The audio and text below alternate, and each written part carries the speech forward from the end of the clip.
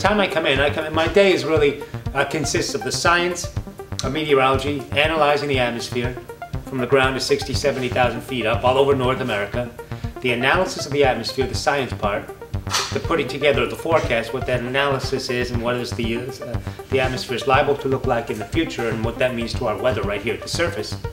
And then the graphics part for the TV business part of the job. So I combine the science, which I love, meteorology, with the broadcast. So it's my forecast, my product that I get to present. I point at a green wall. That's it. I talk about the weather pointing at a green wall. Well, actually what's happening is the camera looks at me, okay? The camera sees me, and electronically, let's say, the camera has been trained not to see the green. So they're shooting me with the camera and filling in the background with my weather maps electronically.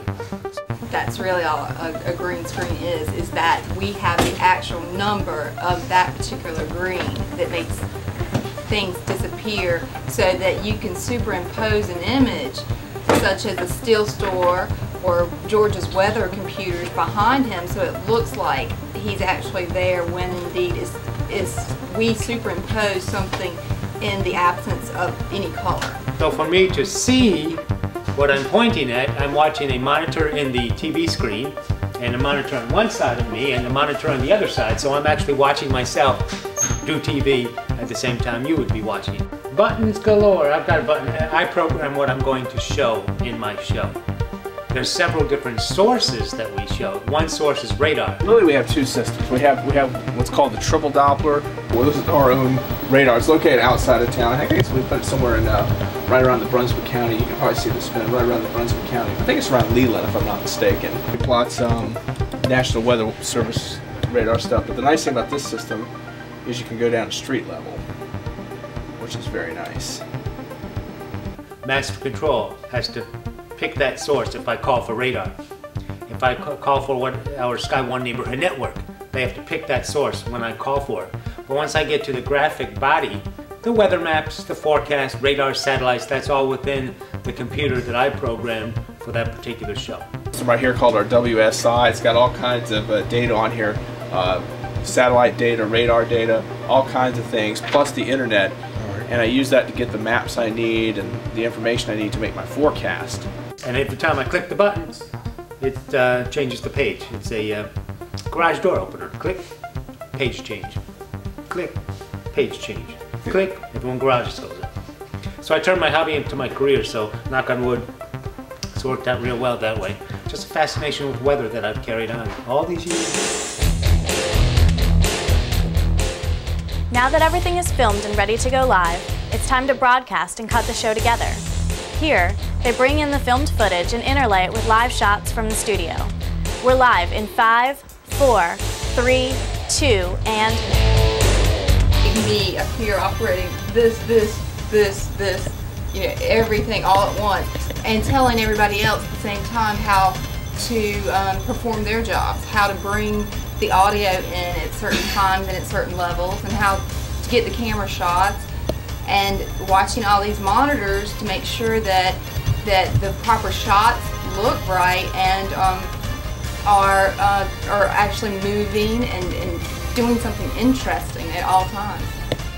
One of the state's largest employers announces thousands of layoffs. Details of the letter. Standby 14. 14 meaning a VTR. VTR meaning a tape machine that I'm getting ready to call. So I'm going to go standby 14, ready 14. I'm now cueing the audio person to get ready for to take 14. Roll or 14 rolls. 14 is now rolling. 14 should be put up back there. That's the opening of our show. I got camera guys now that are needing to get ready to cue their cameras. Standby 3 2-shot. 3 2-shot is a 2-shot on camera 3. Being able to clarify in a concise manner and deliver messages to people at the same time operating all the equipment. You can have this best case scenario and you have your rundown set up the way you want to do it, but like we've seen, it doesn't always work out that way, so you just kind of roll with the punches. So we write everything, we edit everything. It's a creative process, it really is.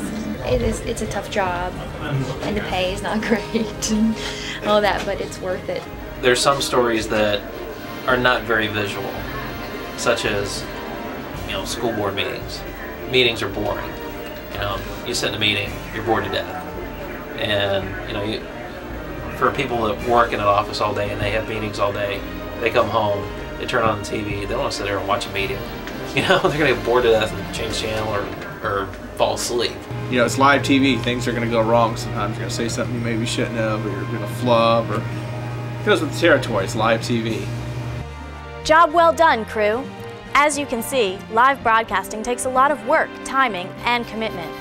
Everything can so easily go right, but in a split second, everything can fall apart. This is what makes the news broadcasting world so exciting. My name's Jamie Brooke, and this has been On the Set.